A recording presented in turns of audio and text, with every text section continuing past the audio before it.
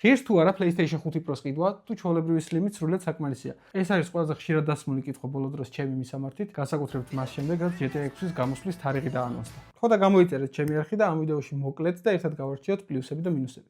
პირველ რიგში ვიწყებთ იქიდან, რომ ეს კითხვა რამოდენიმე თვის წინ დაგესვათ ჩემთვის, აუცილებლად ვიტყოდი, რომ PlayStation 5 Pro. თუმცა მოგესალმებით, დღევანდელ მსოფლიო ეკონომიკაში სხვა სიტუაციაა და AI-ის კრიზისის გამო ყველაფერი გაძვირებულია. კი, სწორედ ამ მარწყვიტო და ბანალიტო ვიდეოების გენერირების გამო ეს ჩემი ბრალია, ჩვენი გზები ამ ქარმარია.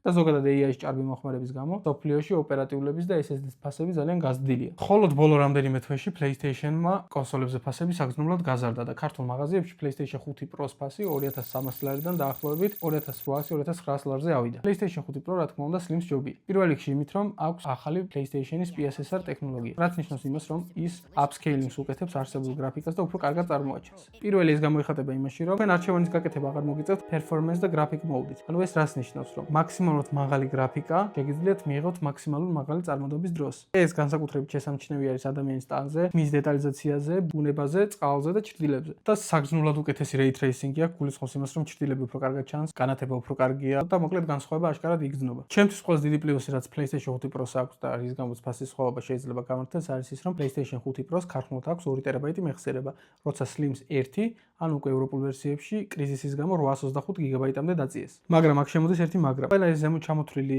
გრაფიკული დეტალების სხვაობა ხანდახან იმდენად მცირეა, რომ თუ გვერდ-გვერდ არ გიდევს ორი კონსოლი და ერთნაირ მონიტორზე არ გაქვს დაერთებული, შეიძლება განსხვავება საერთოდ ვერც იგრძნო. მით უმეტეს თუ პირველ კონსოლს ყიდულობ და PlayStation 5 Slim-ი უკვე არ გაქვს. მე მაგალითად ჯერ PlayStation 5 მქონდა სტანდარტული ვერსია, შემდგომ Slim-ი ვიყიდა და შემდგომ გადავედი PlayStation 5 Pro-ზე. და ვფიქრობ, რომ აი სწორედ ამის დამსახურებით ვიგრძენი რაღაც მცირე სხვაობა. და გაითვალისწინეთ, რომ ყველა ეს ზემოთ ჩამოთვლილი უპირატესობა რომ მიიღოთ, აუცილებლად მოგონდეთ შესაბამისი ტელევიზორი ან მონიტორი. თუ მაღალი FPS-ის, მაღალი გარჩევადობის 4K მონიტორი არ გაქვთ, ან ტელევიზორი მაინც ჩემი აზრით PlayStation 5 Pro-ს ყიდვა სისულელეა. და ყველა თამაში შეიძლება ეს სხვაობა ვერც იგრძნო, რადგან თვითონ იმ თამაშებს, რომელსაც PlayStation 5 Pro-ზე უპირატესობა აქვს Slim-თან შედარებით, თვითონ PlayStation-ი უმატებს აღნიშნულ ნიშანს PlayStation Store-ში. მოკლედ PlayStation 5 Slim-ი იმდენად კარგი მოდელია და ის თავისუფლად შეიძლება აქაც 60 FPS-ის თამაში მცირედი გრაფიკული კომპრომისის ხარჯზე, რომ PlayStation 5 Slim-იდან უკვე Pro-ზე აპდეიტი იმდენად ვაუ აღარ გამოდის. და რაც თავარია PlayStation 5 Pro-ზეც იგივე თამაშებს თამაშობს, რასაც PlayStation 5 Slim-ზე, რადგან მას ცალკე ბიბლიოთეკა არ აქვს და იდეა არის ის, რომ ოდნავ უფრო უკეთესი გრაფიკა და FPS-ი გქონდეს PlayStation 5 Pro-ზე. ხოლო ახლა რაც შეეხება GTA 6.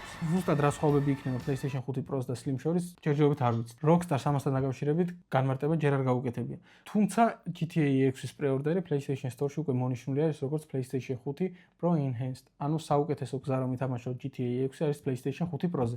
მინიმუმ რაც ვიცით არის ის, რომ უფრო კარგი გრაფიკა იქნება, რადგან სავარაუდოდ PlayStation-ი და Rockstar-ი მაქსიმუმს ჩადებენ, რომ ამ თამაშში PlayStation 5 Pro-ზე ძალიან მაღალი გრაფიკა მიიღოს და დეველოპერებიც ალბათ ბოლომდე გაწურავენ PlayStation 5 Pro-ს შესაძლებლობებს. ჩემი აზრით ვერდიქტი ესეთი არის. ამ გაძვირებების ფონზე თუ PlayStation 5 Slim-ი გაქვს, დარჩე PlayStation 5 Slim-ზე, ნახე სხვადასხვა რივიუები, რა განსხვავება PlayStation 5 Slim-ს და PlayStation 5 Pro-ზე GTA 6-ის თამაშის და შემდგომ მიიღე გადაწყვეტილება. თუ შენთვის მაქსიმალური გრაფიკა და მაქსიმალური FPS-ი მნიშვნელოვანია და ზედმეტი ფულის გაქვს დასახარჯი, მაშინ პირდაპირ PlayStation 5 Pro იყიდე. აქვე აღსანიშნავია ის, რომ რაც უფრო დრო გავა და რაც უფრო ახალი თამაშები გამოვა, უფრო და უფრო თვალშიშაცემი იქნება PlayStation 5 Pro-ს და Slim შორის სხვაობა. მაგრამ მიუხედავად ამისა, მხოლოდ GTA 6-ის პრეორდერის გამო ჯერჯერობით არ გავიქცეოდი და PlayStation 5 Slim-ს PlayStation 5 Pro-ზე არ დავააპდეითებდი. და შენ რას ფიქრობ, რომელი PlayStation-ი გაქვს და ღირს თუ არ 1000 ლარს გადახდა იმ სხვაობების გამო, რაზეც ვიდეოში ვისაუბრე? დამიწერე კომენტარებში.